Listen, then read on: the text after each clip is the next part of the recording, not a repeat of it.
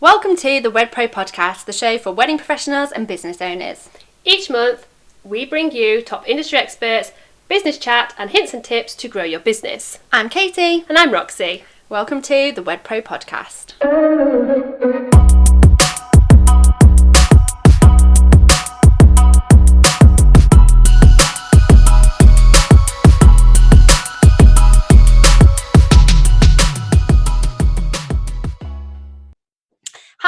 Welcome back. Hello. Today we're talking with the lovely Terry Lewis, who some of you will have seen and heard his wonderful talk at WedCon last year, and that's kind of where we came across you, really, Terry, didn't we? And Terry is from Wedding Marketing Mastery, and you are a wedding business mentor and also a wedding professional as well, which I really love that about you, Terry, because you get a lot of experts, don't you, that claim to be experts but that yet don't really know their field. And what's great about you is that you still actually work in weddings, don't you? So I do. These are practices that you are using every single day in your business, and you know, you've spotted things as wedding businesses that we kind of struggle with, tested the practice out in your own business, kind of felt those struggles yourself, and this is kind of now what you do. Absolutely, 100%. And you know, I'm the type of person that would never, ever teach someone something that I've not, number one, used my own wedding business as like a petri dish, and I've got solid results out of it, and then used it within my own network of wedding professionals that I mentor, teach, and train. And when I've got these consistent results across the board, it's only at that point that I then release these methods as proven strategies that will work. If, you know, and I want to be clear from the outset that what I teach, it is not a magic wand. You know, hard work is absolutely essential. This is something, isn't it, that a lot of people kind of think a little bit, isn't there? Is there a kind of magic formula, like you say, fix or magic button? That'd be so good, right? And you know, wave the wand, then wow, I've got all these bookings, and I'm going to. Yeah, I'm not sure whether this comes from kind of like an Instagram culture or some of the things that we see about people kind of sitting on a beach, and you know, you've worked all across the world with kind of teaching this kind of method, haven't you? But that comes with a lot of graft and a lot of perfecting your skill, and you know, not to say that people aren't going to get there in their business, but you do have to put in. It's like everything that we say on social media now. Not necessarily is it difficult, but you do have to kind of apply and show up and be consistent. You do. That's and do, like you say, put the work in. You do have to put the work in, but the you know, that's the downside. You know, you have to work for it. But the upside is that if you do follow these steps, and it is a step-by-step process. What I train is it look at it like, remember when you were kids and you had these like ABC building blocks, and that's exactly how it works. And a lot of people kind of want to go straight to, you know, I don't want to get booked at this, but you've got to have, it's like building a house. You have to have the foundations in place beforehand, before you can build the roof. And a lot of people want to go straight to the roof.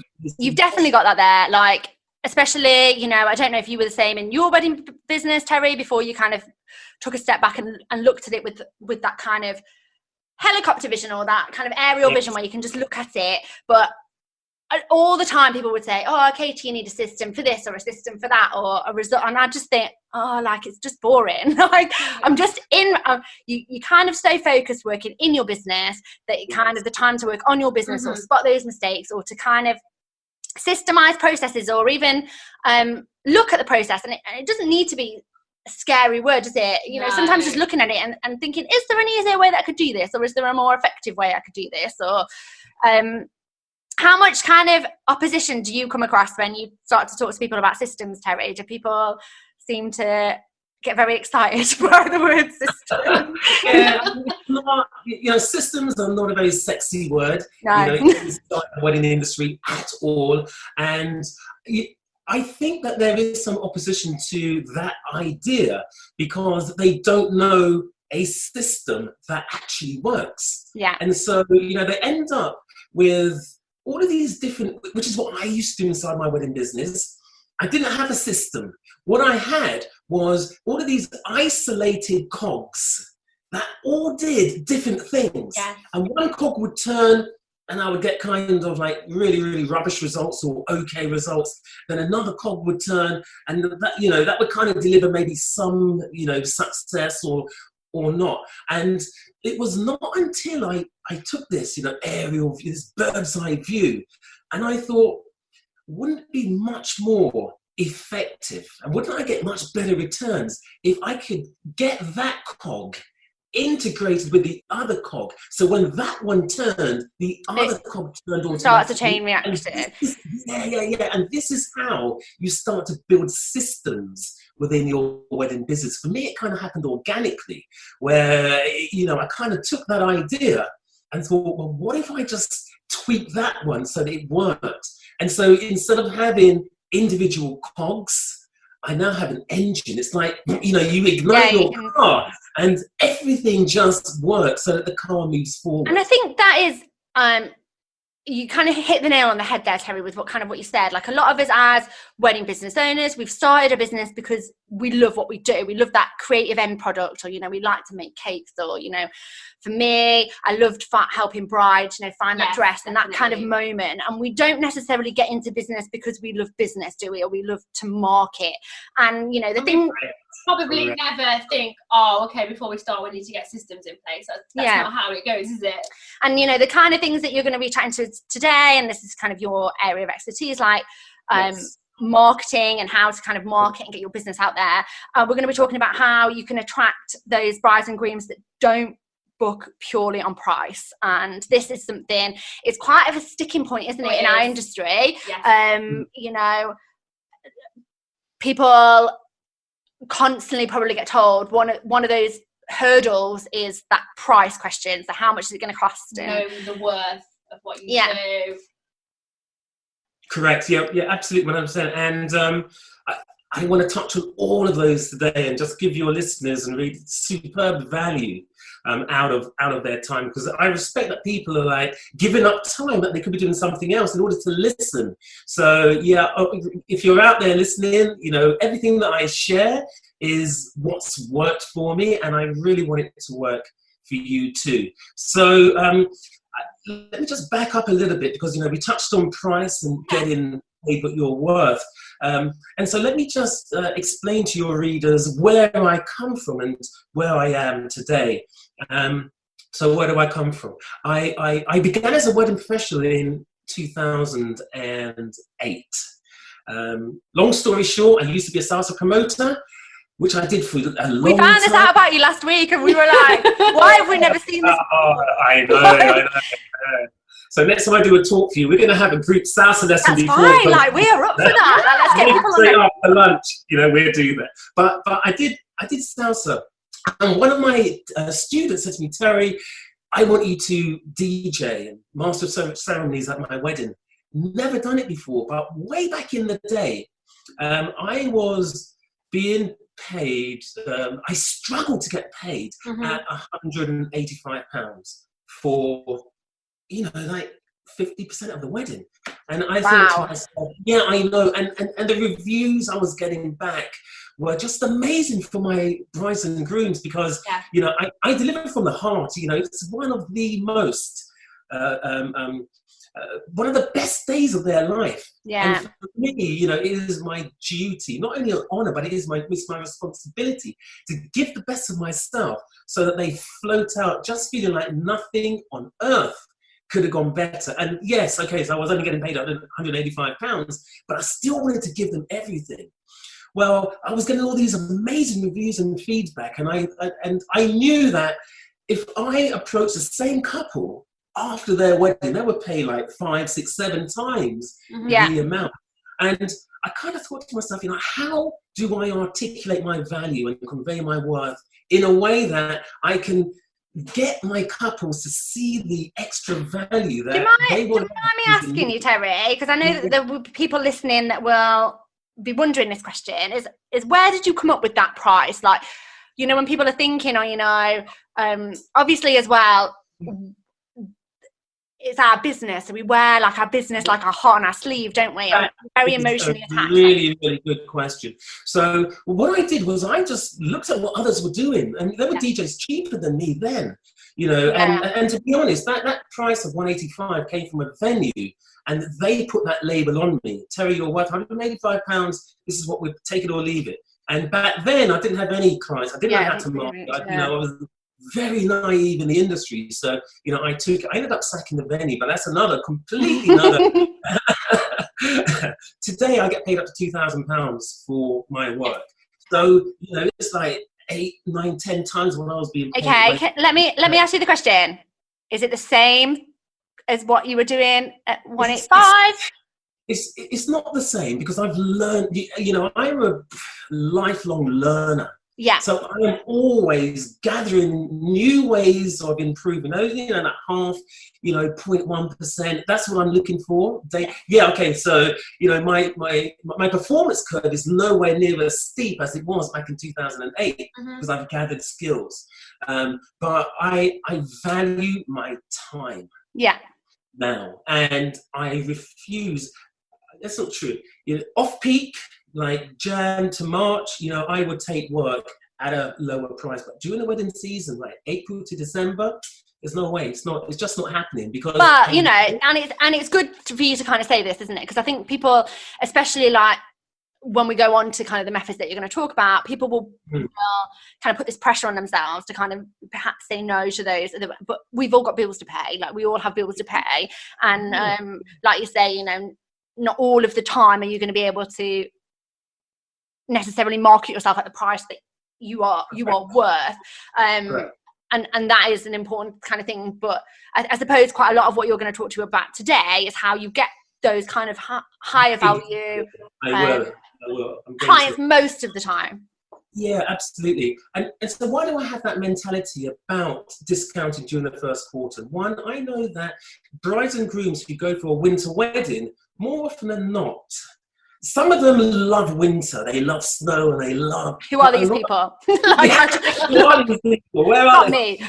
But a lot of them do it because they know it's off-peak. And I often, no longer do I just look to what my peers are doing. I look to what businesses are doing. So I look to Apple, I look to Virgin, you know, and Apple, come school holidays, you know they are going to be discounting certain products because they know that mums and dads need to buy their iPads and phones for kids as they go into term. You look at another of my favourite companies, Virgin Active. You know that during school holidays, they hike their prices. It's peak. Yeah. But off peak, they discount. And so, you know, some of my friends, you know, and we have these debates, you know, and one of them on this side and I'm on the other. And we have these amazing, not arguments, but discussions that are constructive, where we put our views across. And for me, it's like, well, if Apple, if Virgin, have different price points at various parts of the year, then who am I to argue against that? It works for them, and that's where I go for guidance, not so much always within the wedding industry. And I think that's a good mentality to have. I mean, a lot of the time we talk about, you know, that we aren't corporate entities and we are, you know, that offering that personal service. But I suppose when you're looking at business and, you know, like we said at the beginning of the podcast, not a lot of people kind of come into the wedding industry because they want to be business people. It's because they love the product that they make or the service that they provide. I think I'm a little bit rare there because I actually really love I came into the wedding industry because of business, and if it wasn't the wedding industry, it had been something different, because I just absolutely love business. But in terms of like looking at what it is that you do, you are a business. You need to make money and you need to make profit in order to live. So like you said, it is good in some aspects of your business to look perhaps like you are a business and look as if, you know, you are a marketing department inside your business and you are, you know, an accounts department inside of your business, and kind of thinking. Exactly. And I think looking at these kind of bigger multi-million-pound companies, how much money are they going to be spending on researching when prices are supposed to be high, when prices are supposed to be low? Really, really good little tip there to kind of point people in the right direction. It is. And so my avatar, my ideal bride and groom changes at various points, twice a year. So I have 2 avatars. Avatar number 1, of course, is peak season bride who just wants the dream. They want to buy sunshine and they want every single happy emotion to go alongside it. Avatar number 2 gets married off peak because she can't afford it. Yeah. And I know that if I were to get work off peak Jan to March, that my primary avatar is not even looking to get married at that point. Mm-hmm. And it doesn't. I've learned to segment my marketing to off peak and peak. It works for my business. And that's great as well, because you're not confusing anybody there, no, are you? No, not at all. Not at all. So let's jump into a business mindset. So where did mine come from? Well, prior to salsa and weddings, I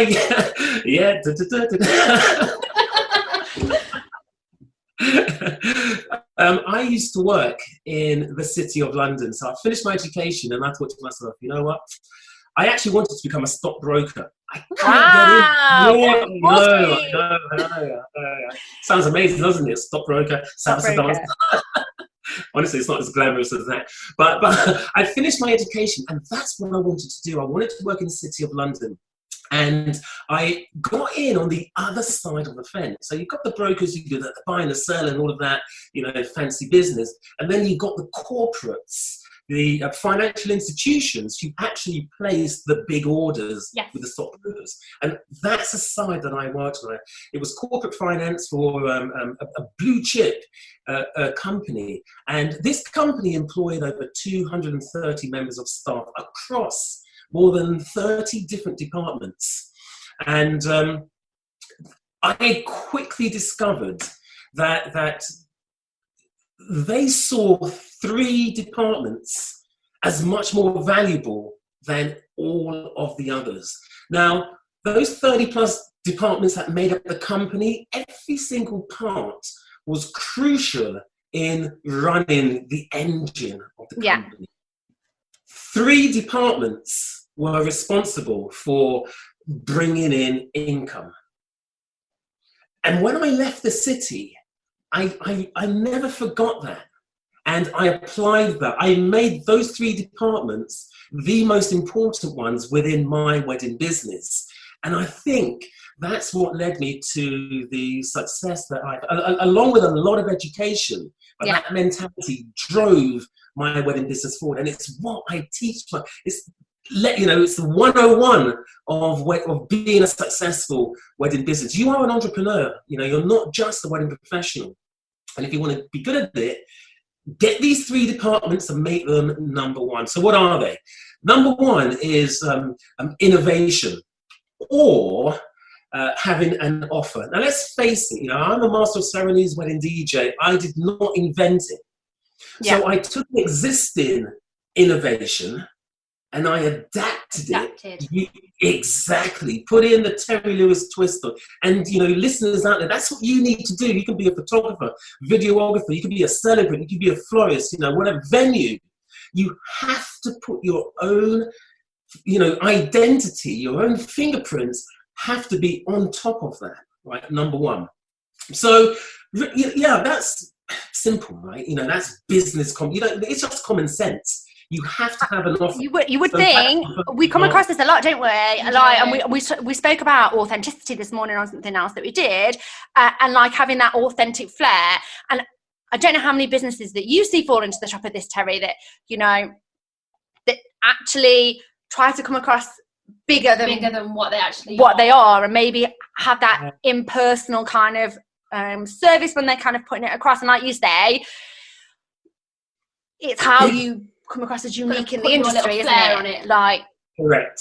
Absolutely. Yeah. And, you have to be true to yourself because, if you are fake and you are putting across you're bigger than you really are, your couples, they're going to see through that anyway and they're going to move on to somebody else. So and I suppose it's not, what's the word I'm looking for? You can't kind of keep that up, can you? Like, you know, pretense of, once you've kind of it's not somebody's gelled with you, and on weddings, that's what it is going to come down to you, like people knowing you, liking you, trusting you in terms of to then part with their cash with you. That, you know, something's going to disjoint down further down the line, aren't they? If you are not like putting that stamp about yourself inside of your business and giving that part of you, because that's, you know, that's what they're buying into, isn't it? Absolutely. So your first department is having your offer. So let us say you are a photographer. That's your offer, but you have to continuously reinvent yourself, because if you're pushing out the same, let's say you never moved on from a very flex camera and you're still in the dark room, and you're going to be behind, because it takes you forever to edit. If you're going into the dark room and you're dipping your paper into the fluids, whatever they are, sorry for the hanging it up on your little washing line. I didn't washing line. In the dark room and all the developing and the. But you have to reinvent yourself and find ways to keep up with the times. And it's also about being relevant, isn't it? Like, it is relevant and showing people, you know, I suppose people might kind of put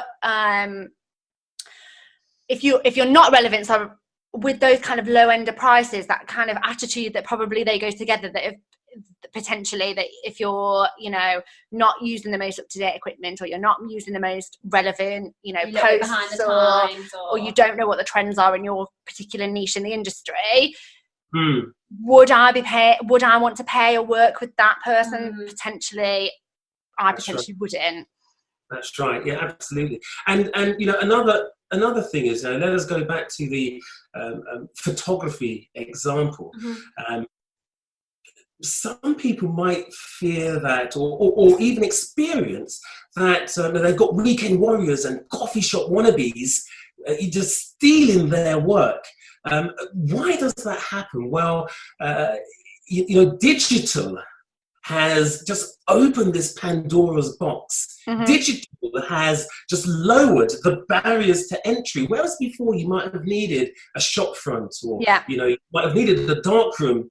You can go out, you can buy a fancy camera, and everything is within that. So So digital, it really has almost broken down the barriers to entry. Even within my own industry, when I started out, man, you needed like your 1010 decks. You needed a whole wardrobe, turned upside down with your albums in it, and then you needed a crew to lift, ship all your stuff, thousands of CDs, and CDs like vinyls, into a truck.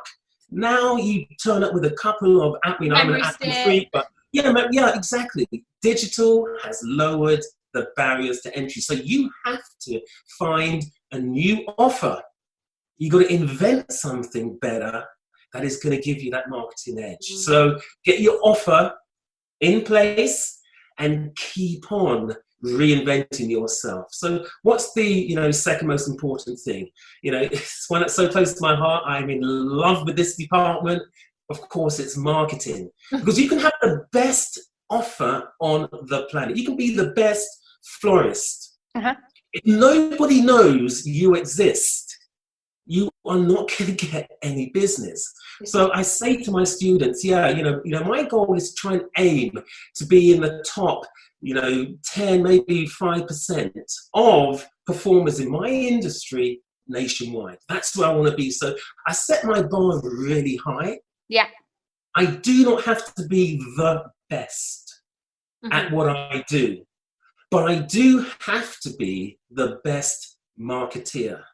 Yeah. Because if my avatar do not know of my products and services, they're going to go to my competitors. Yeah, and then so marketing is key. So readers, that's got to be, if you had a company, you would want to be giving your marketing department the second highest bonus. The highest bonus goes to the third department, which I'm going to share with you in a bit. But let's quickly take a look at marketing now.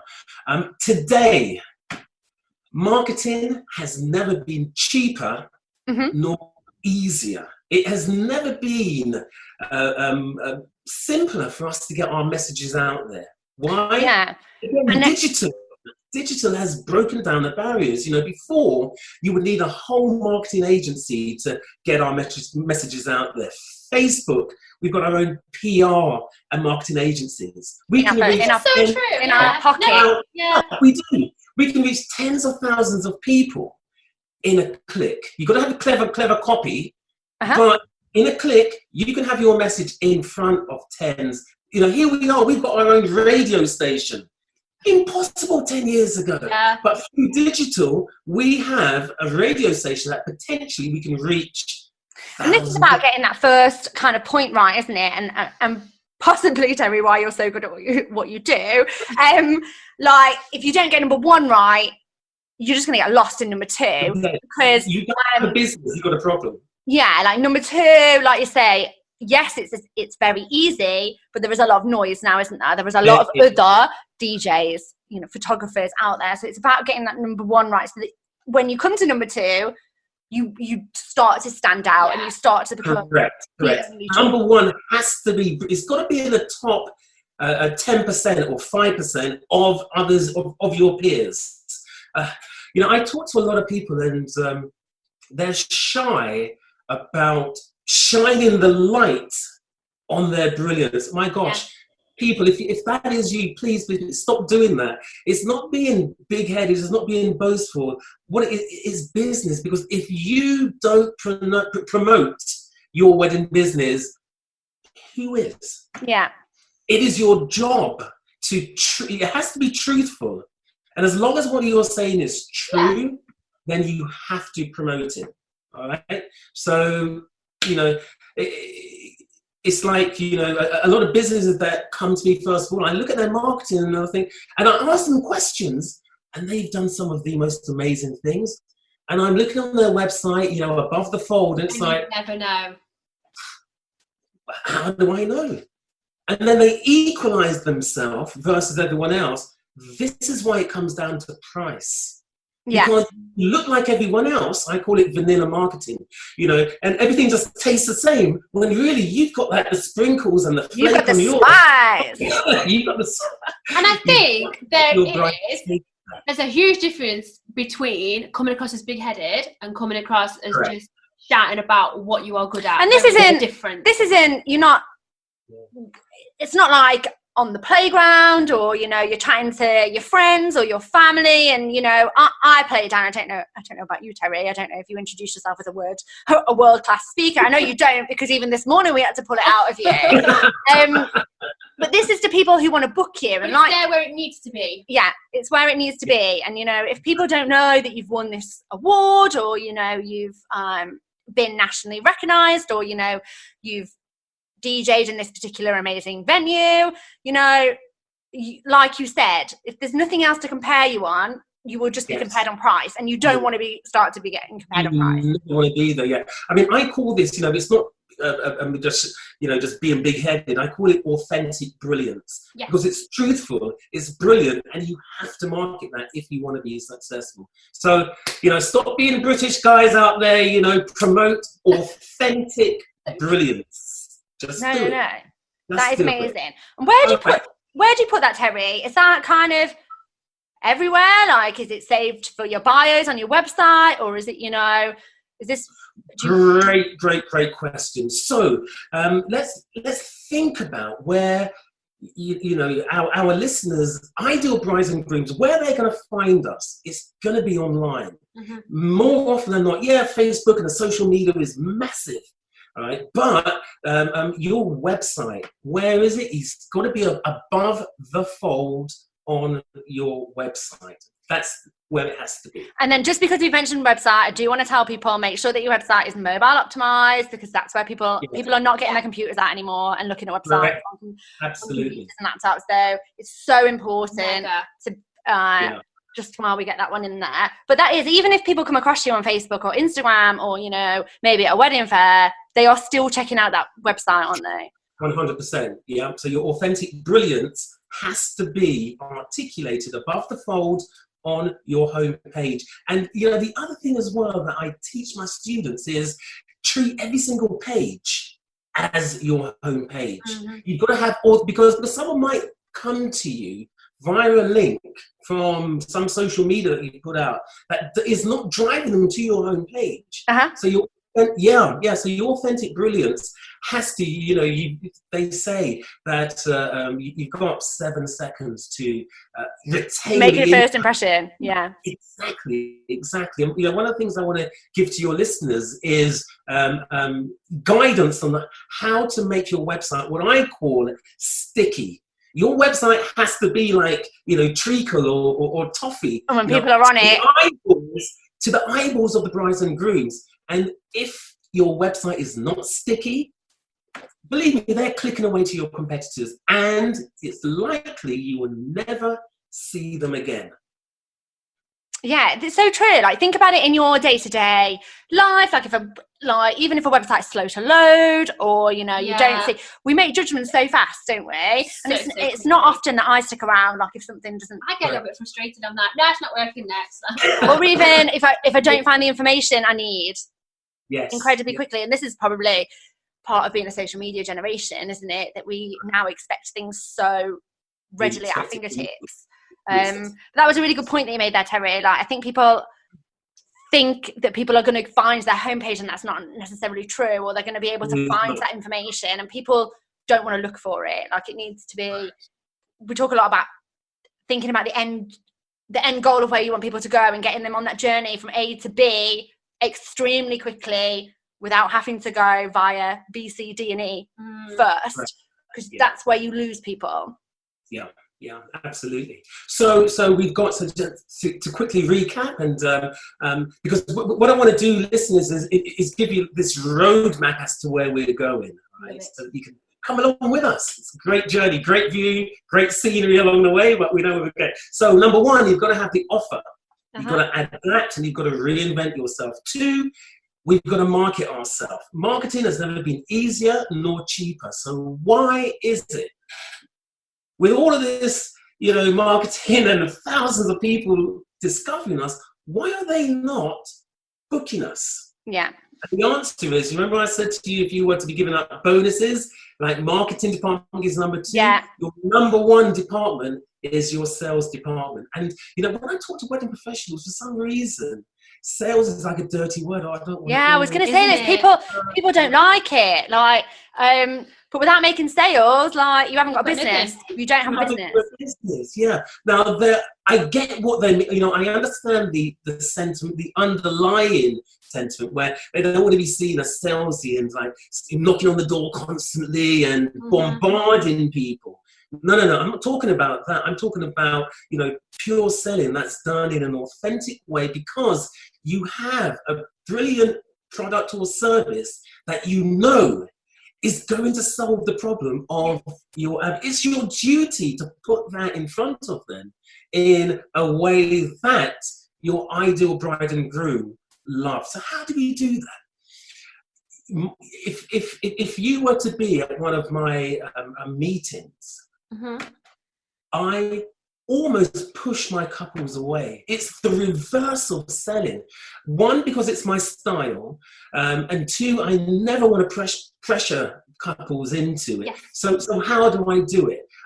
I use information, and all I do is I take couples on a journey. Now, whether you are a venue, a florist, photographer, wedding celebrant, number 1, if your number 1 department is in the top 90 or top 95%, you're outperforming most of the other people that your couple are going to be looking at anyway, right? Yeah.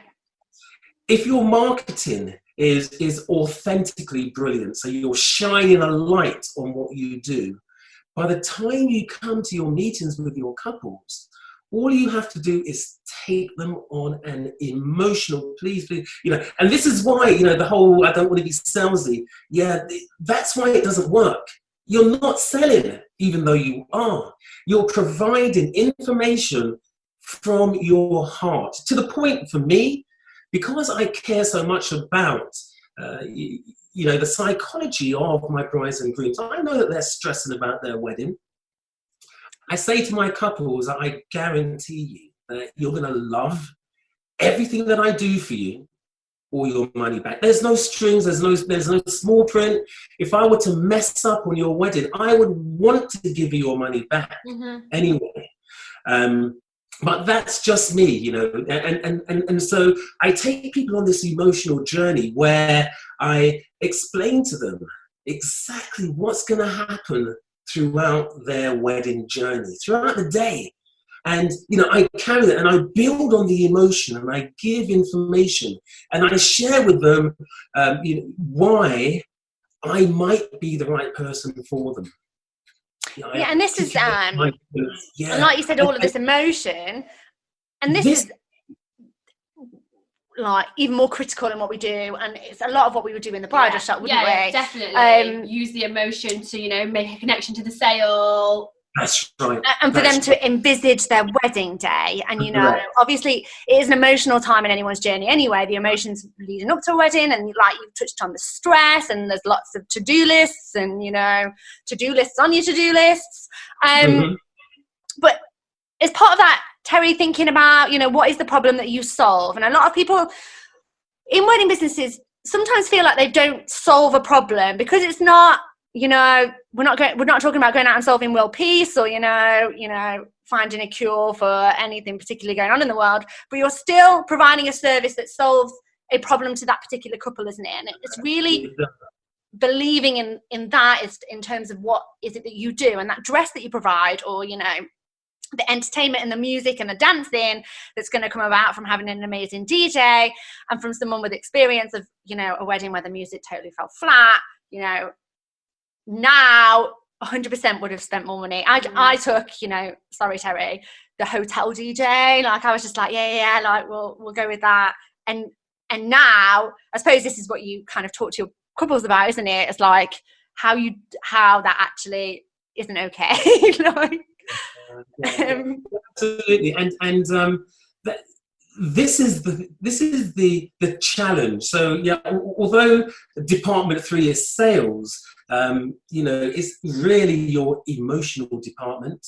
So if you replace the word sales with emotion, then you're going to get over that whole, I don't want to be salesy or sleazy or whatever. You're not doing that. All you are doing is providing information that leads your bride. They're clever, they're switched on. They're not just checking you out. They're checking out 3, 4, 5 other suppliers. Yeah. And it's how you connect with them on an emotional level, I promise you, which is why they're going to end up hiring you over somebody else. That's why in my own profession, they can choose a DJ 50 quid. 100 quid, 500 quid. Why are they spending on average 1,500, some of them £2,000 on me? If we are the same, it's because of the emotional journey that I'm taking my couples on, and they're buying into. They're not buying a DJ. They're not buying a photographer. They're not buying a wedding celebrant. They're buying the emotional value that person's going to bring to make their day exciting. And this, when you talk, it's not even when you talk, it's when you listen to the language that your brides and grooms are speaking, then that's when you really understand it, because, they're not buying a wedding venue. When you listen to the language, it's, man, we fell in love with the gardens, we fell in love, and you can just tell from the way that they're talking about their venue or their florist or their photographer, they fall in love with that person.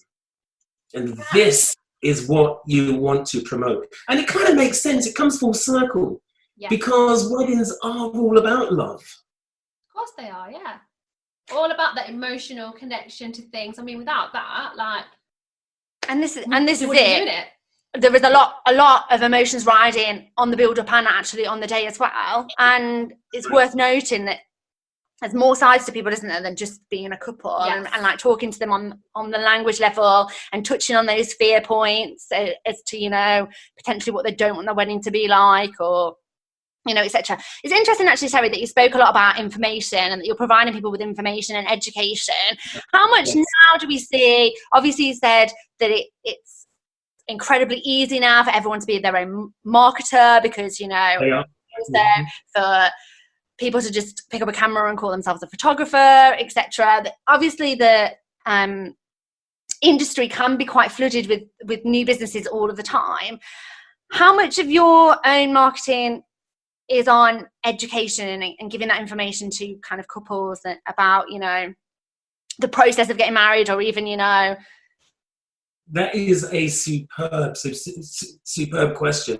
And if you were a fly on the wall in one of my client meetings, about maybe 5-7 minutes, I talk about music. Yet we talk for about an hour and a half. Sometimes up to 2. My couple last night, we spoke for 2 hours. So my meetings take place at my home, and you know, I treat my guests like friends. From the moment they walk in through the door, they are getting, you know, warmth, you know, from me. I can see this anyway, Terry, from how you are anyway. Like I said earlier, you've just got this like amazing vibe and energy. This comes from, obviously, it's just passion, right? That's like loving what you do.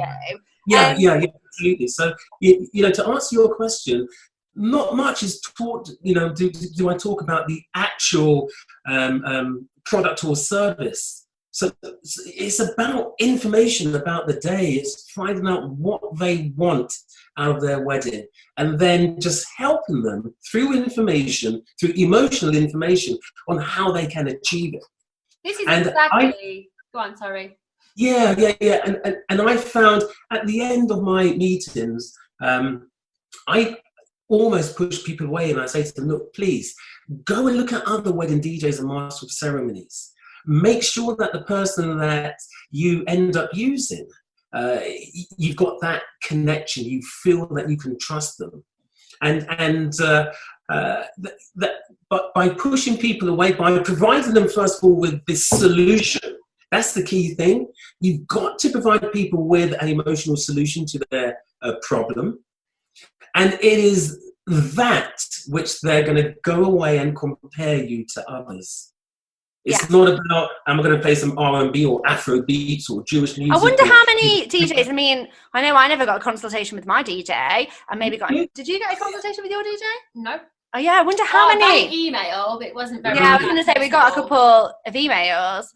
So if you are a DJ and you're listening, and you know you are real life brides, okay, and that was your experience. So tell me, you ended up hiring a DJ. How did you make your selection? For me personally, I think the venue said, we have a DJ. Do you want to use them? Sorry, Terry. Okay. No, that's fine. Roxy, what about you? How did you select your DJ? The same. It was a preferred supplier from the venue. I didn't know any other DJs. I didn't know, you can't trust anyone nowadays.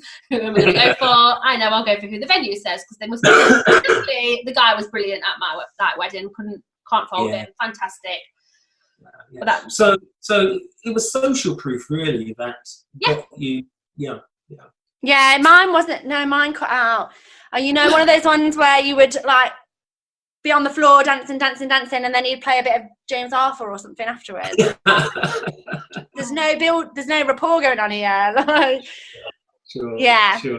I think, you know, hindsight's a wonderful thing, and this is potentially, you know, like you say, we're living social proof, but for those that are listening, everybody in everybody's business will know of, you know, maybe you're a stationer or a hairdresser, or, you know, of a supplier that hasn't shown up, or the makeup's come off halfway through the day, or, you know, there will be stories out there of things like that. And, you know, we're using the example of DJing today. You know, hindsight is a wonderful thing. Would I have hired that person again? No, I wouldn't. No, not a second chance of it. No way, Jose. Yeah. And having that, had I had that education and somebody to kind of say that to me prior to the day, as to, oh, you know, it is about creating an atmosphere and having a good time, and, you know, people having that feel-good factor when they leave the wedding and having the dance floor filled and all this sort of stuff, I probably would have given it a little bit more time. Yeah, like, there we go. Back to this emotional connection. This is something that, you know, us as a bridal shop, we would do this.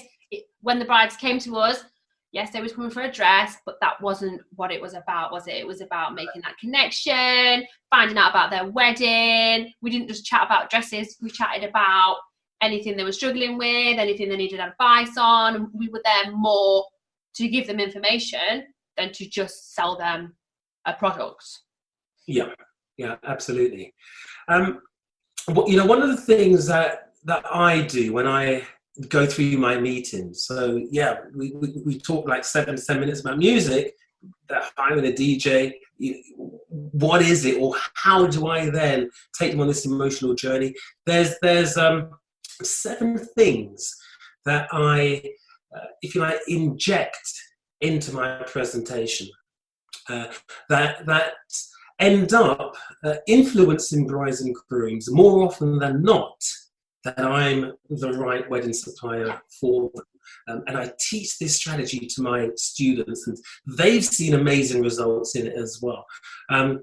So before I share these with your listeners, number one, you know, they have to be used ethically. You know, they work, but, you know, you must use them for good. Don't use them because you know that they work. Mm-hmm. Yeah.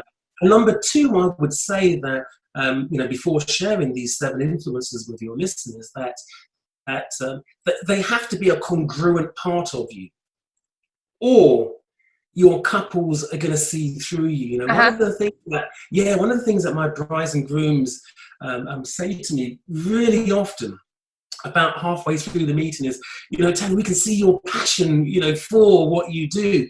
And that is one of the influences that you have to be able to authentically articulate in order to get booked. You know, for me, 8 out of 10 couples hire me at premium prices. And these are both UK and destination brides as well. So what are they? Number one is self-belief. Yes. Everything else falls apart if you do not believe in yourself. Because when it comes to quoting, you know, whatever it is you charge, and this works, you know, even if you are at the lower end, because, you know, don't get me wrong, although I'm now premium, I was once at the lower end, and I know that there are price points for brides everywhere along the price curve. So if so if you are at the lower end, this will still work for you as well. But if you are premium, or you want to be premium, or you know that you're worth more than you're currently getting, you're being price shopped, self-belief is a big thing. Because when it comes to, you know, quoting your price, you know, let us say it's £3,000, and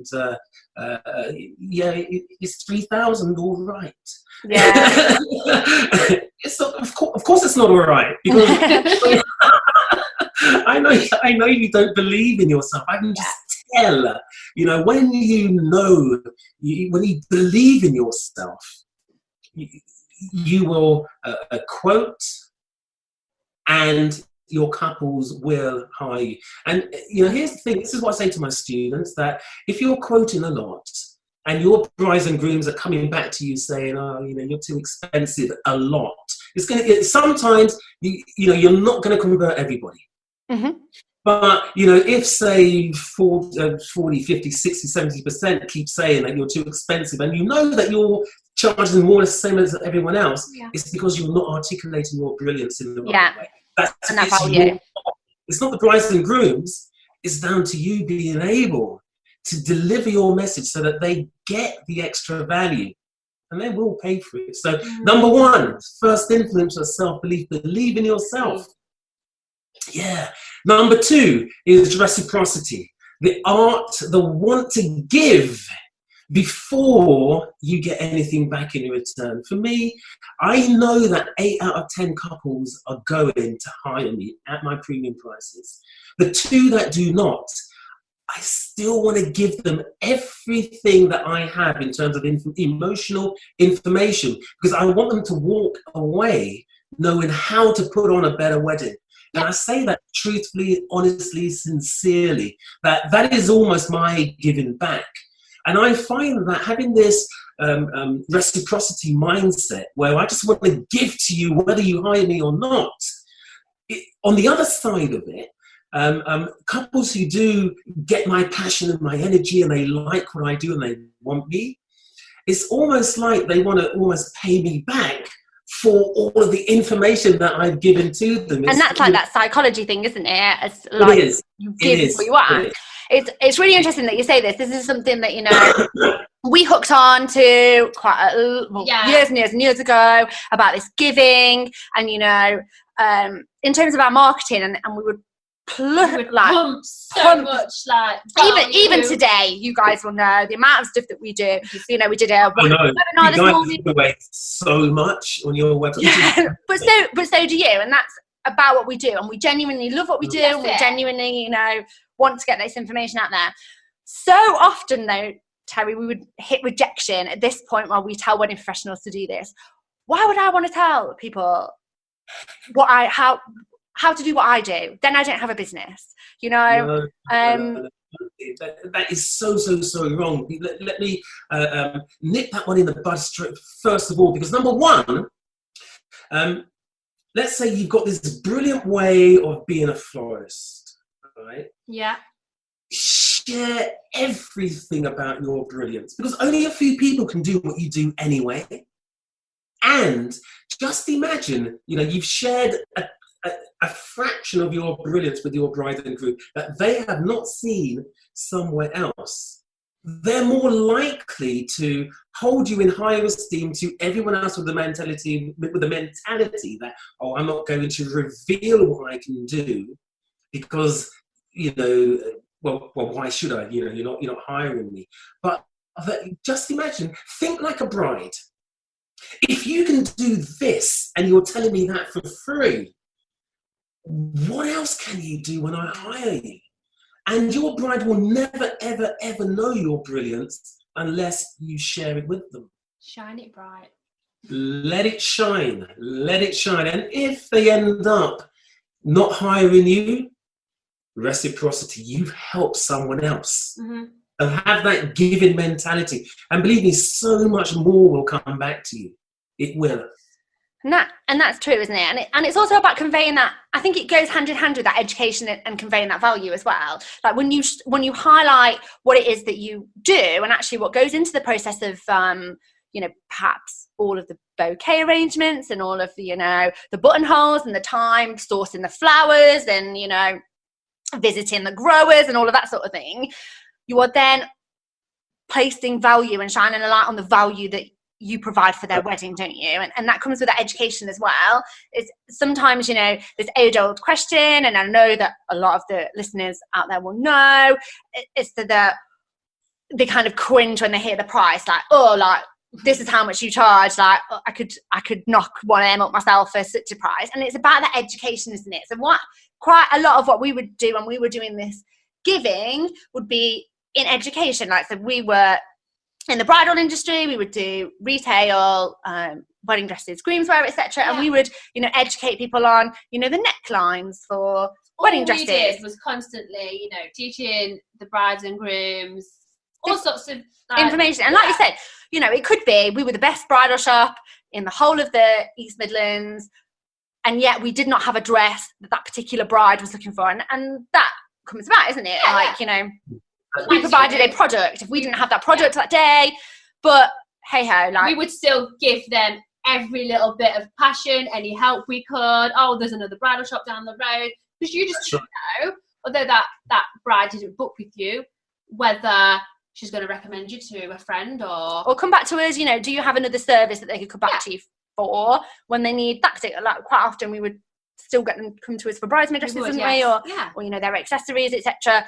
Now, would they have done that for us if we'd have been like, and quite often, so for example, someone would come in and they would say very early on, this is what I'm looking for, and we would know that we wouldn't have it. Do we then shut it off at that point? No, No, like that's not she was how. exactly the same as if she was buying. Exactly. That's right. Because, they might, you weren't right for them then, but another situation might turn up for them where they might come back to you, or they may even have a friend where your services would be ideal. Of course, they're going to recommend you because you were so helpful. And I think as well, Terry, like, people shop around, like you said, people are shopping around. And this is one of the ways that you stand out in a crowded market. This is all we hear all the time. There are thousands of the DJs out there. There are thousands of the bridal shops, blah, blah, blah, blah, blah. Yeah. Quite often people would come to us, wouldn't they? And one of the first objections that we would hear would be, it's the first shop I've been into, so I want to go and shop around and talk to with the with the bridal shops. By us providing a standout service and informing and educating and teaching them, telling them to little hacks and tips and tricks to make their appointment better. Who stands out at the end of the day when they're coming to make that choice? And as wedding professionals, I firmly believe that we should be encouraging our brides and grooms to look around as well. It's almost like a double-edged sword because they're going to do it anyway. By you encouraging them, so hang on, why are they? And the reason why I invite my couples to look at other wedding suppliers is because I know my stand. I believe self-belief. I know what I've shared with them. Very few of my competitors are going to offer that. And so it actually helps me because when my couples go to my competitors and they see that what I've given them is so much better, it helps them discover where that price difference is. And I think people will be able to relate to that who are listening, Terry, like those people that, may question your price or may question your worth at the beginning. There will be examples of people listening that they've had those clients come back further down the line, haven't they? They will, because it's not for you to convince the bride and groom of your worth. It's for them to do that themselves. They can put they can join the dots together. Yeah.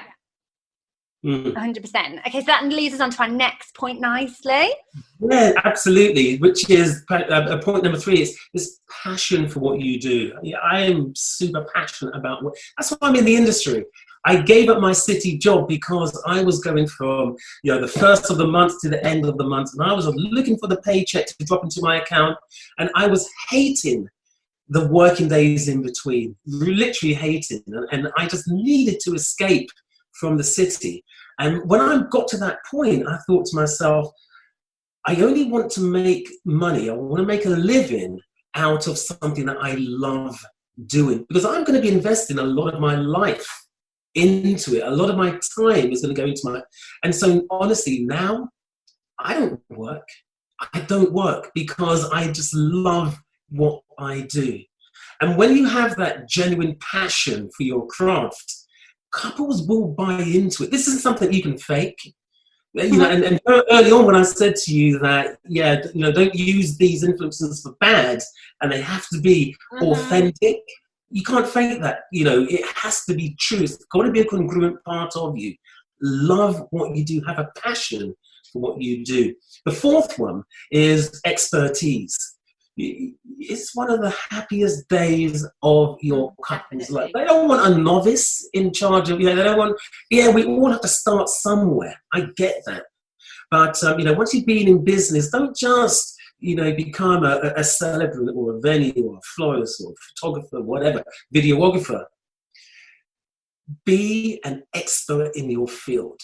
Give your brides and grooms the very best. You want them. My friend Tony Wynyard has this saying, exceeding expectations.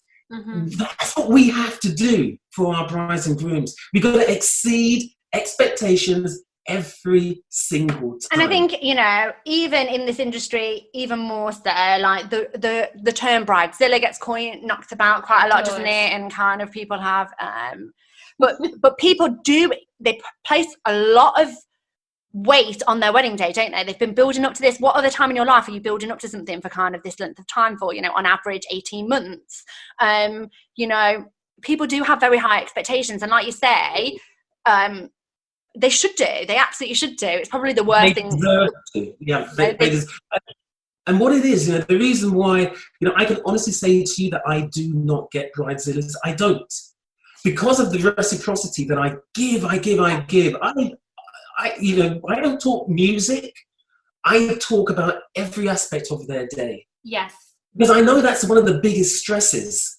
And by sharing your expertise, listeners out there, you might think that you're a florist, and you are a part of the bride's puzzle. But if you're the person that puts all the pieces together, information-wise, so that your bride can actually understand this crazy wedding mind map that she's just sort of blanks, that's why you've got bridezillas. And this is, I think, what we forget as wedding professionals. We do this day in, day out, don't we? And some days people's jobs are, can be a bit tedious, and some days we can't love it and have 100% passion and energy every single day of the week. However, you've got to put your game face on. You've got to put your, this is somebody's special day, isn't it? And they always look at it like that this is probably the most money they're going to spend on one particular day, the most time that they're going to spend building it up. And, you do have to give them that 100%. It's almost like you have to be as passionate about their wedding as they are. Because you do, 100% you do. And that segues beautifully into the fifth influencer. There are things in the industry that are contentious, like awards are contentious, it's like love it or hate it. And, this one that I'm going to share with you is also a bone of contention, and I understand why. And I want to break that down as well. And it's offering a money back guarantee. Mm-hmm. I can hear people like, oh, really? Yeah. and I get that. Why do I do it? For me, I can remember I delivered a talk, and someone in the audience said to me, "Oh man, that makes me look desperate." And we spoke about that person eventually became one of my best one-to-one clients. Mm-hmm. Yeah. And early on I said that I look to some of my favorite corporations for guidance as to what to do. I don't look at what other wedding professionals do, because we do make mistakes. I make mistakes, I'll be honest with you. But, one of my favorite companies is Apple. I know that if I bought a brand new iPhone, it was faulty. Yep. Apple is so passionate about making sure that my customer buyer experience is superb. They're going to replace it. Of course. Right? And from my viewpoint, it's I do it for a couple of reasons. Number one, congruently within me, if I were responsible for screwing up your wedding, please, I want to do everything. And one of the things, the minimum, is to give you your money back, number one. Number two, it's about providing a difference between myself and other suppliers. Mm-hmm. Because if I'm the only one who is passionate enough to articulate this money back guarantee, and my competitors don't even mention one, well, brides see that difference.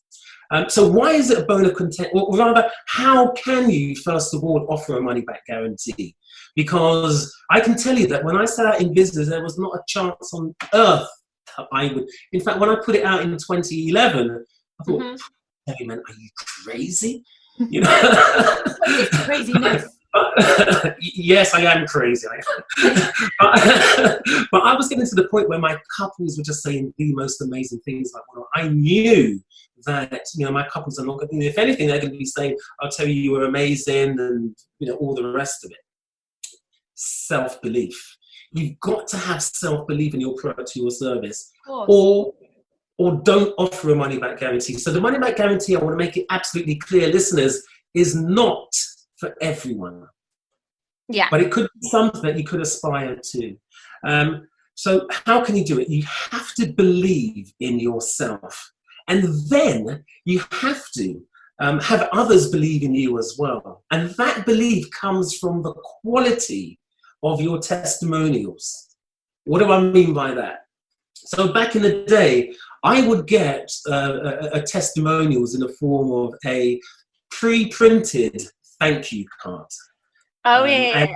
Yeah. So, yeah, I know. And honestly, they are lovely, but we've got to put them into context as to the quality of them. I used to you picture the bride and groom, on their wedding day, happy, smiley, beautiful background. Inside, you open it up and it's got pre-printed words of, thank you for, whatever. And there might be a little personalization. Yeah, we know the ones you mean. You know the ones I mean. Okay, great. You don't want those. You do not want those. You want what I call a movie-monial. You want a testimonial. Like emotional. There you go. We're learning. What is a movie-monial? It's a word that I made up, so I need to give you the definition. It's an expression of thanks that's written with empathy from the heart. Yeah. It's a unique expression of thanks that they could not send to any other supplier because of the unique brilliance that you delivered at their wedding. Movie-monial. That's what you want. And when you start getting movie-monials, that's when you know that you are, to coin Tony Wynyard's phrase, exceeding expectations. And it's when you get movie-monials, it is that which gives you the confidence to deliver or to offer a money-back guarantee. Does that kind of make sense? How hard do you find it to get people to leave you with a review? It's like I got asked this the other day, actually. In terms of, do you have a system inside of your business in terms of how to collect those reviews, or are you offering such an absolutely amazing service? I still imagine that they need prompting. Surely, people's lives are busy. Yeah. Yes and no. So.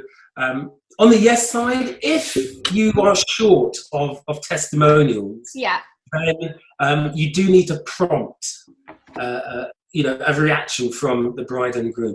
But I would say this to you, that when you exceed expectations, testimonials happen organically.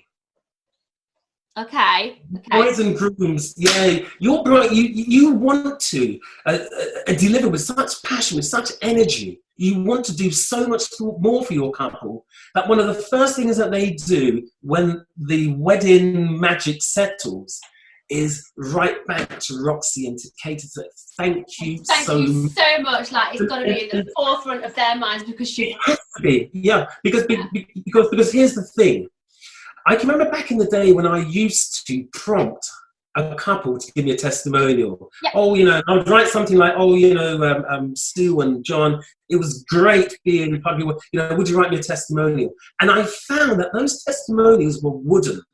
Mm-hmm. There was, if you ask for a testimonial, and listeners test this. Look at the language that couples used when you ask for a testimonial. I bet you it's wooden. I bet you that there's not that much emotion inside.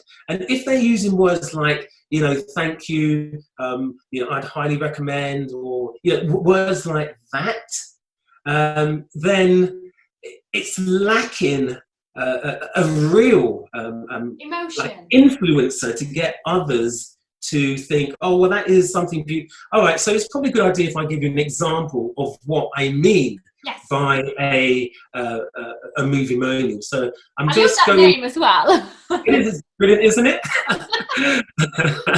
So what I'm doing, so excuse a slight delay, listeners. What I'm doing now is I'm opening up the presentation that I use for my couples.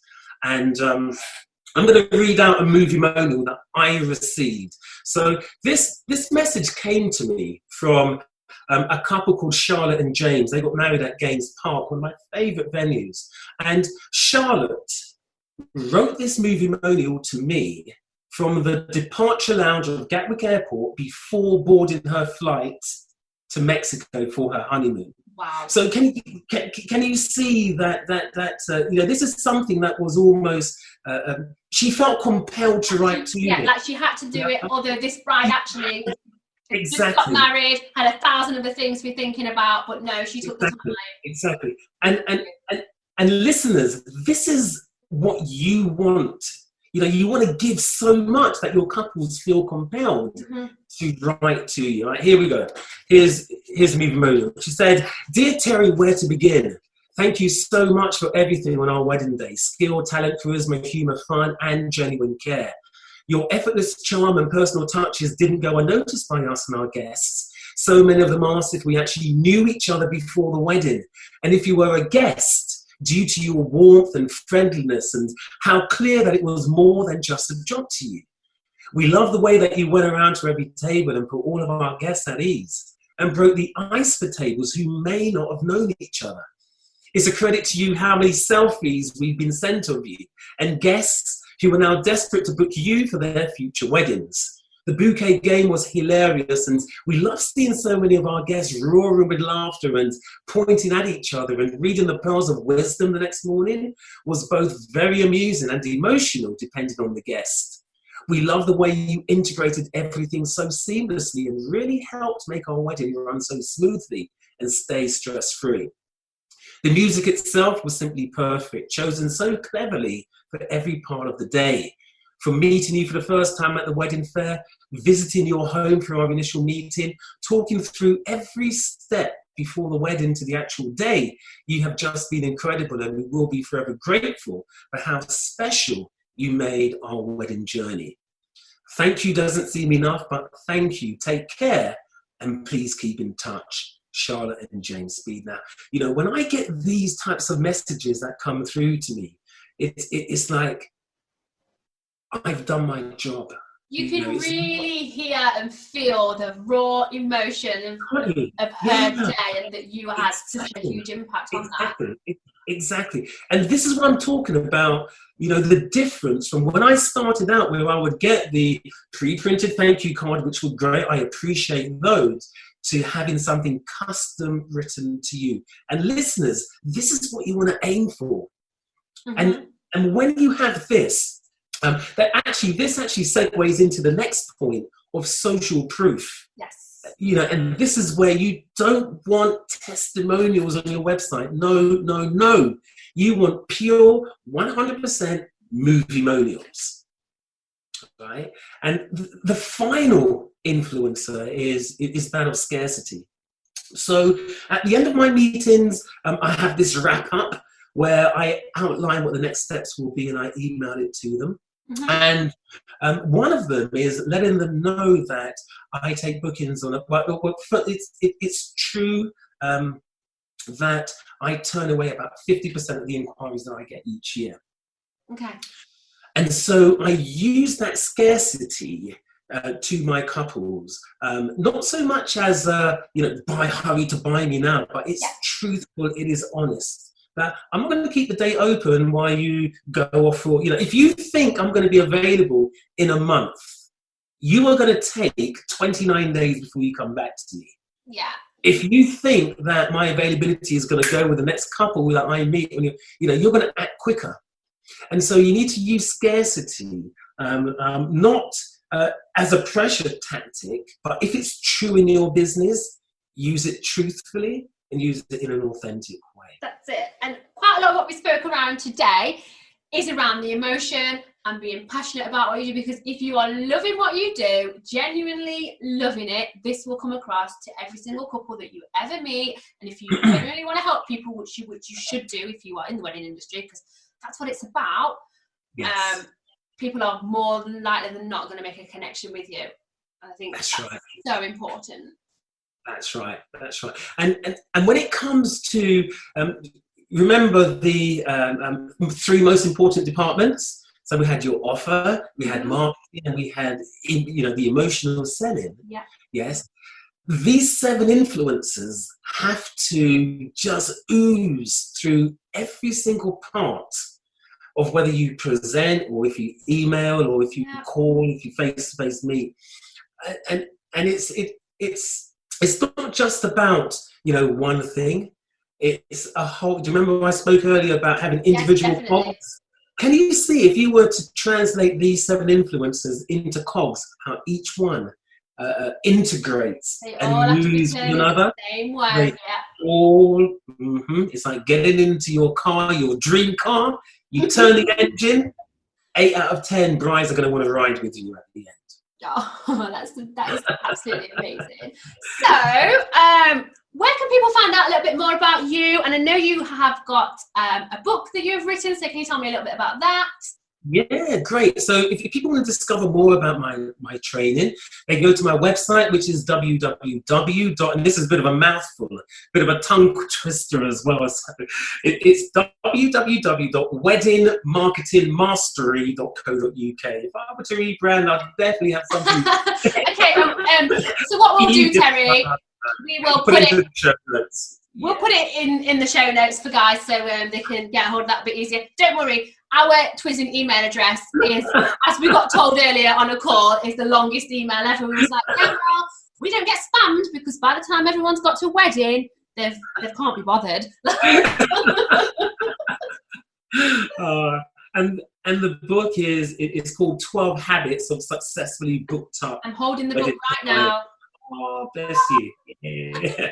And that's available on Amazon. But if you buy it from our website, I will personalize a message to you. Nice. So from what we've kind of spoken about today, and I think I've heard Katie's had all of your books, but I've not read it. Is there something there about it's almost like you're dating your couples? Have I got this right, or is this something that I've literally like made it up in my head? Absolutely. And I think that's towards the end of the book, so it might be habit 10, 11 or 12. I can't remember which one it is, but in short, actually it is, because I have this process. What I took you through and your listeners through is something that I call meetings that convert. So it's that whole cog that integrate, that whole engine process is a meeting that ends up converting, and part of it is about literally dating your couples. So there's a process to the dating process. So how does it work? You've got the pre-meeting, which is almost like your first date. Can you imagine going on to your first date and then just talking about yourself from the beginning to the end? No, you'll be like, you'll be tied off. You're just not going to get anywhere. So it is a dating process where they want to end up literally marrying you. So how does it work? You've got the pre-meeting phase, which is what I actually term as uncorking the fizz.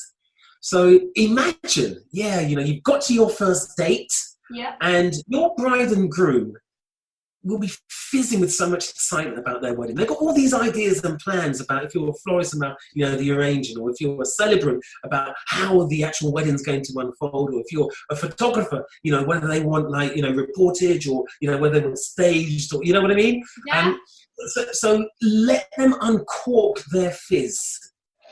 Allow them to offload all of their ideas for you, and the way that you do that is by asking leading questions and then just shutting up. You use your 2 ears and you listen, but you don't listen, to react. You become an active listener. So what do I mean by that? Imagine you're, in a discussion with someone, and someone says something, and then you instantly jump on that particular comment or phrase and you react to that. You're not really listening to find out what they want to express to you. Yes. Yeah? So we need to become active listeners. And so we ask the question, we let them uncork the fizz. So, all of the champagne bubbles are out. There's nothing left at the bottom of the bottle. And then you either react to what they've said, or you then ask another leading question. And I find that by using this technique, my couples are able to tell me exactly what they want. And, it's done for 2 reasons. It's not about, it doesn't then become about me. It's about them, because your couples, they love talking about themselves and about their wedding. Oh, don't they? That is what they say in the wedding industry, is that, obviously brides and grooms, they love talking about their wedding because it's one of the biggest days of their lives, and we should be there to listen and actually not just pretend to listen and then say what you need to say, actually literally listen, take it in, and then take it from there, see whether you can help with anything or stuff like that, rather than it being about your product as such or your service. Absolutely right. And by becoming active listeners during that pre-meeting phase, your brides and grooms are going to tell you exactly what they want. You know, to the point that you'll be able to use their language later on when you come to articulate your message about how you can help them. And so you become an active listener, you remember what they've said, and then you can customize your reactions later on when you come to showcase your product or service using the language that they've used to you. And so what do I mean by that? You know, let us say, for example, that let's come back to photography. And during the pre-meeting phase, your bride has made it absolutely clear that she doesn't want a camera in her face. So during your part, when you showcase, you can say, well, we've got these telephoto lenses. Apologies again for the lack of, my photography. But, you get what I mean. Where we're able to be some distance from you, we can do all the zooming in, but you won't even notice us being there. And so you're using their language to help you later on. But you'll never know that if you don't actively listen during the pre-meeting phase. You won't. So we uncork the fizz.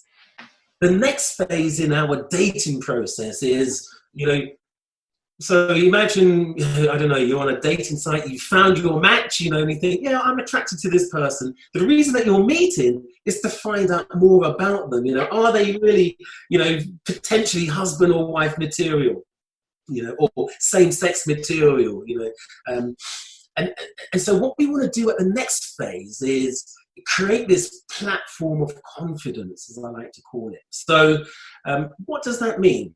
Well, your bride and groom are checking you out, just like on a date. Yeah, they are, checking you out, checking out your dress sense, everything about you. Are they going to fit in with my friends and the family? Is this the one? That's the question.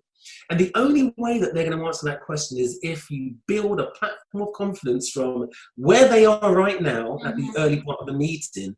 You need to build that so they can walk over that platform of confidence to get you to the next stage. So how do you create a platform of confidence? Well, the best way is by having other people tell them how brilliant you are. Yeah. Because, if we're together at a client meeting and, I keep saying, I'm this, I'm that, it's boring. But if you've got this social, like the movie Monial that I read out to, that's someone else telling their wedding experience, raw from the heart. That's going to mean so much more. So we need to build platforms of confidence to get people into the next stage. Next, and only once you've built the platform of confidence, should you then start talking about your offer. That's when you reveal what you can do. Because if you go straight into the meeting saying, I'm a fantastic wedding celebrant, but you haven't allowed them to uncork the fizz and tell you what they want, they don't really think, there's nothing to tell them that you are brilliant. You've kind of missed out crucial steps. And that is one of the reasons why couples think, we're keeping, thank you, we'll keep on looking around. So only after you've done that should you then reveal your offer. And then the next step is, once you've articulated your brilliance through emotional education, that's the key. That's the point when you should then reveal your prices. Yeah. Never before. No, it can't just be about the price. As soon as, if you started it with the price, they will be put off instantly. Like we've probably all been there and made mistakes. Like I was saying earlier, everybody's made mistakes and we all learn, but that should be kind of one of the last things you do. In fact, when we had the bridal shop, we actually made a point. We would very rarely put our prices out there until we had built the platforms and the relationships to then, you know, to put our prices kind of across. Absolutely. And I would say to wedding professionals, to those kind of at mid to premium in prices, if you are at the low end, then yes, put your prices on there. All right. But if you are mid to premium, then you have to articulate your extra value first.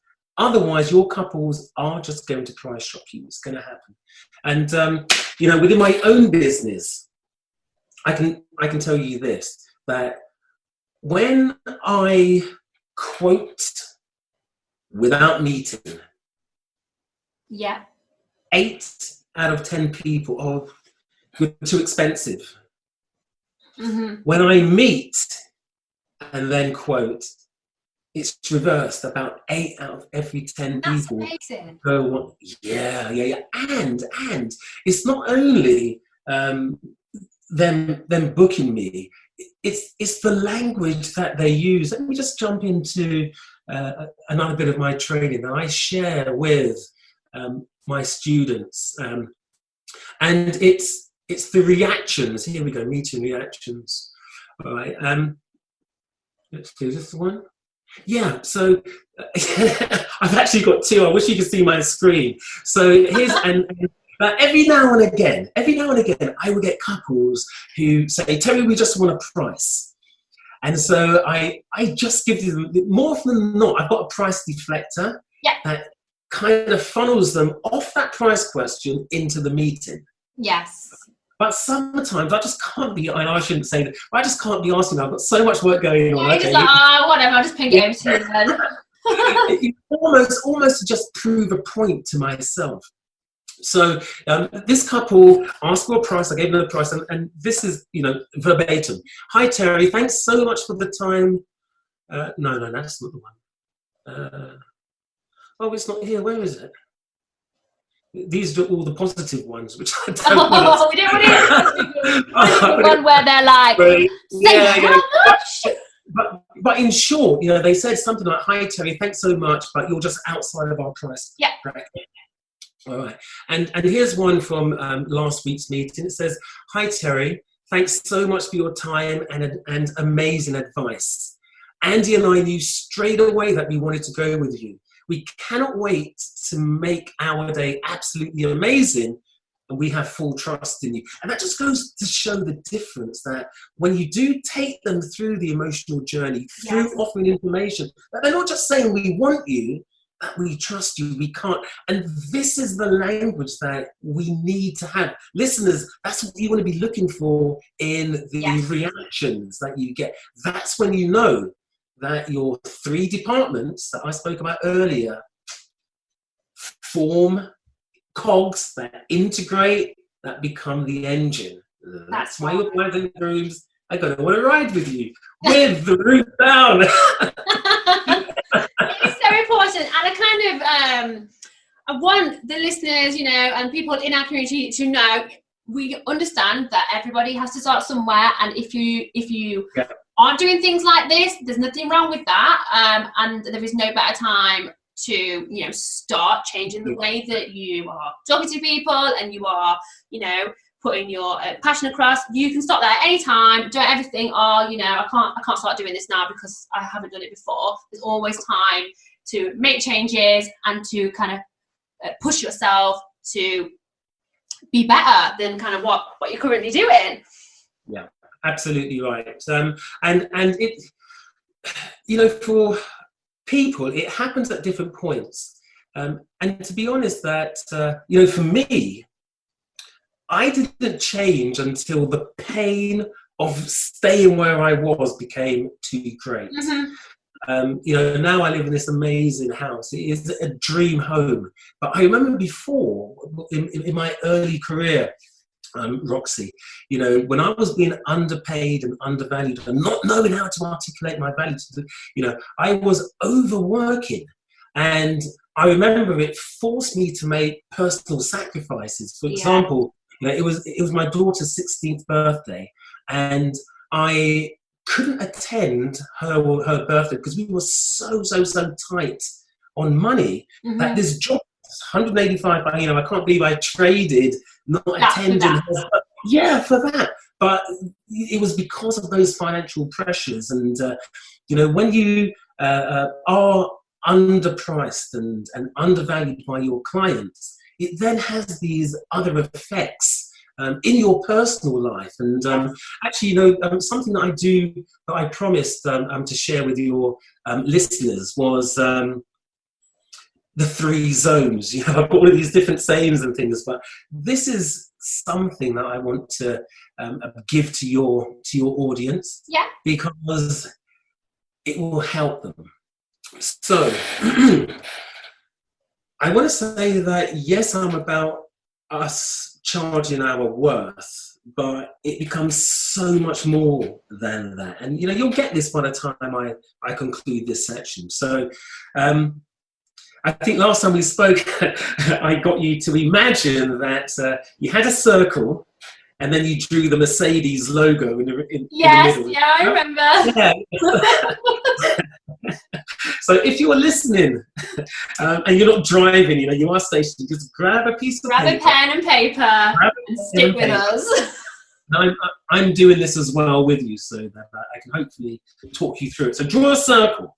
Then I want you to draw the best part of the Mercedes logo. In other words, you're splitting your circle into 3. Here we go. Right? So you've got a line down the middle, and then you've got 2 lines going off. 2 legs coming off. You've got 2 legs coming off, right. So in the top right-hand segment, I want you to write Thrive Zone 1. Thrive Zone 1, and I'm doing this as well. Thrive Zone 1. Okay? In Thrive Zone 1, this is where you have the 3 most important departments, which, to recap, are your offer, your innovation, or the adaptation. So I want you to write offer, all right? And then underneath that, we've got the second most important department, which is marketing. Marketing. Have been listening. Yeah. And then you've got the third one, which is your sales, or like the emotional information. I like the emotional information phrase better, because, like you said, sales can sometimes seem a little bit. Exactly. Yeah. And what we do, we're not selling. We're providing emotional information that leads your bride and groom ultimately to making the conclusion that you are the right person for them. So emotional information. All right. Here's the golden thought. As the marketing, as the innovation or the offer director, and as a sales or the emotional information director, it is your duty, it's your responsibility to spend at least 51% of your working day in Thrive Zone 1 if you want to grow your wedding business. Because remember, they're the only 3 departments that are going to bring more income or bookings into your wedding business. At least 51%. It's not 51%, it is at least 51%. At least 51 or more. Or more, that's right. Okay. So in the next, if you go around clockwise, if you go into the next segment, I want you to write in there labor, L-A-B-O-U-R, zone 2, labor zone 2. All right, so what happens here? This is where we've got all the office work. We've got managing staff if you have a team. It's your catering, if you're a venue. It's ordering stock. If you're like me, I'm the only person in my business. Well, I've got the support of my partner, Julie, who she helps out as well. But you're also the office cleaner. You're everything. You are everything. And Thrive Zone 2 incorporates everything to run in your wedding business outside Labour Zone 2 incorporates everything to do with the running of your wedding business outside of Thrive Zone 1. Yeah. So if you're driving somewhere, that's a Labour Zone 2 activity. Now, I call Labour Zone 2 the glue to running your wedding business, because you cannot function without it. Of course you can't, no. It's impossible. But the thing is that although Labour Zone 2 is important work, Yep. as entrepreneurs, we have to avoid spending too much time in Labour Zone 2. Because otherwise it becomes, how can I put this? Some of our listeners would run their day by a to-do list. Yes. They wake up and they write down, got to do this, got to do this. Analyze your to-do list and think how many items on that to-do list are actually Labour Zone 2 and how many are Thrive Zone 1. And if you find that most of your to-do list is Labour Zone 2, you are not going to grow your wedding business. It's not possible. I know what I'm doing after this. I'm going to go and look at all my lists and notebooks. I've got hundreds of them for that. Let's just weigh it all up. I know lots of people can relate to me as well. Who else is a list writer out there? Because I used to do that, and it wasn't until I got that bird's eye view and I thought, man, this is never going to work. Mm-hmm. And here's the thing, that if you do have lots of Labour Zone 2 activities to do, this is how you prioritise your list. You want to make sure that before you touch a Labour Zone 2 activity, that you complete your Thrive Zone 1 activities. I love these little And so one of the people that I follow, and I recommend listeners that you follow this guy as well. His name is Brendan Burchard. He's an American entrepreneur, a phenomenal brain. I wish I had this guy's intellect. And this is one of the things that he taught me. So this isn't mine. I want to give credit where credit is due. And Brendan Burchard has something. You know what I'm going to do? I'm going to find it. And I'm going to share it with you after. If you send me the links, I can put them in the notes, in the show notes. The show notes, and then listeners, you'll be able to download and grow your businesses this way. But he teaches that when we wake up, one of the first things that a lot of us do is we reach for our mobile telephones and we're on Facebook, and before we know it, we're into a conversation. Before we know it, but it's not even the business. The business side, yes, 100%, because that's growing the business. But if you're on the social side of it, you are just killing valuable time, and especially if it's the prime time of the day. You're diminishing your wedding business, you're not growing it. Another example is email. So let us say it's, whenever you wake up, I normally wake up between 5 and 7, but let's say I wake up at 6 o'clock, and the first thing I do is I open up email. And there's a message, there's a Zone 2 message in there, or there's a personal message in there from my mates. We're going off on a holiday, or you partied over the weekend. There's a message outside of Zone 1 is what I'm saying. Let us then say that you react to it. What you're doing is you are reacting to somebody else's priority. That's what you're doing. You are reacting to somebody else's priority. And if you're reacting to somebody else's priority, you're going off on a thread. You're outside of Thrive Zone 1. You get to the end of the day and you think, where did the day go? I had so much to do and I haven't got it done. And if you're honest and you're truthful with yourself, and you realize it's because you've been working on other people's priorities before working on your number one priority, which is what? Thrive Zone 1? Yeah, that's why it's not. I was just like, can't even talk right now because I'm like, cogs are turning in my brain, Terry. I'm like, yes. It's almost like you're working on their Thrive Zone. Yeah, so stop working on other people's priorities and work on your own. I'm not saying that you shouldn't react. You should. What Brendan teaches, and which I apply to my business, is you open up your inboxes, because what you're looking for are these zone 1 activities. So you might have inquiries, you might have reactions to meetings. You want to jump on those. They're Thrive Zone 1 activities. But the Labour Zone 2 activities, you push them down. Exactly your agenda. Prioritise those. Do that. And so the third one, what I want you to do is go over to the final segment, and in there, I want you to write lifestyle. I'm doing this as well. Zone 3. I'm there. This is so important. So what do you write in there? So I want you to write, first of all, your social life. What's one of those?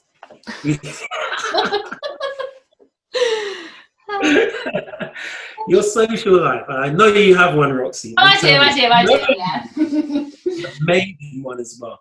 So your social life. So what goes under that? So that's your relationship with your partner. If you're in a relationship, it's your social life with your friends, with your family. Yeah. It's having the time and the income to be able to say, yeah, I want to go to that barbecue, or on a holiday, or go to the theatre, or off to the park, to the fair, whatever. Those fun things in life that we deserve to enjoy. Of course. All right, let me share this with you as well, because one of the most important things in our lives is our relationships, not only with our family and our friends, but our partner, our most intimate friend, really. And I want to share this because, I'm divorced, and, I've had all those bad experiences, but now there's something that I apply to my relationship that keeps us together. Okay. And again, I wish it was Terry Lewis's brilliance. It is not. This came from a couple. We're in the business of love, right? And I was lucky enough to host a wedding for a couple. They were Americans who flew over to Bruges for their wedding. Okay. And they found me online, and we went through the whole process, and I thought I was the one for them. So the wedding happened, and after, we go up to this arts building that overlooks the city of Bruges. Yeah. And I get talking to this elderly couple, Laurie and Dave. Aww. In their 80s. They're in their 80s. And, after some small talk, I find out that Dave is going to be celebrating his 83rd birthday on the 3rd of December. And I said, how long have you two been married? And Laurie, the wife, said that on the 3rd of December, we'll be celebrating, I think it was their 58th wedding anniversary. I know, and, coming from, I've had my relationships in the past, it was like, wow. For me, I 100%, I learn from people who have walked the walk. Yes, that's exactly the same with me. Yeah. Otherwise, I'm not going to listen to you. How are you justifying what you know? Exactly. You haven't achieved it in your life, then please, right? and so, my next question was, how have you done? Give me the secret. And I promise you, if you were with me, you would have been on this top floor viewing deck, overlooking Bruges. You've got the canals and people on their bikes riding. It's all red brick, and all of that just like faded away. I kid you not. It was like I was in some type of dream. He said, am I dreaming right now? All that was there was Laurie and Dave. Yeah. And this is what Dave said to me. He said to me, Terry, he said to me, open an account with your partner, but not a bank account. I'm talking about an emotional account. Mm-hmm. He said, when you wake up every day, find out what your partner wants. Yes. And then do it. And your partner does the same for you. And if at the end of the day, you've both done that, you've added another unit of credit into your emotional bank accounts. And as the days and the weeks and the months and the years go by, your emotional bank account keeps going up into credit. Yeah. But every time you have an argument or you do something that annoys your partner, you're effectively taking out one of those units of credit. Exactly.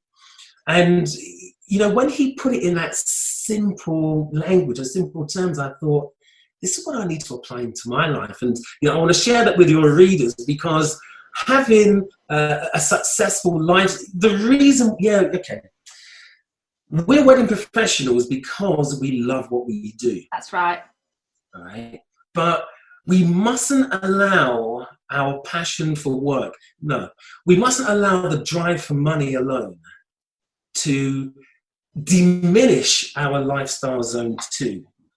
Because this is when relationships starts to break down and we end up with relationship problems. It's so important. So I kind of speak from experience. I have gone from full-time employment working for Katie in her bridal shop, and then obviously we started Twizzing, then I became self-employed business owner.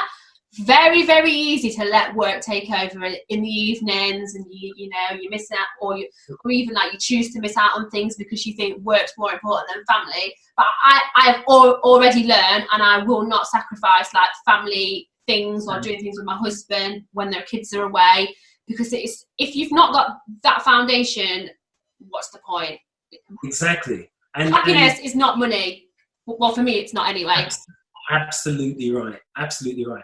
And, you know, I learned from my own experience with my daughter's birthday that never, ever, ever will happen again. Never.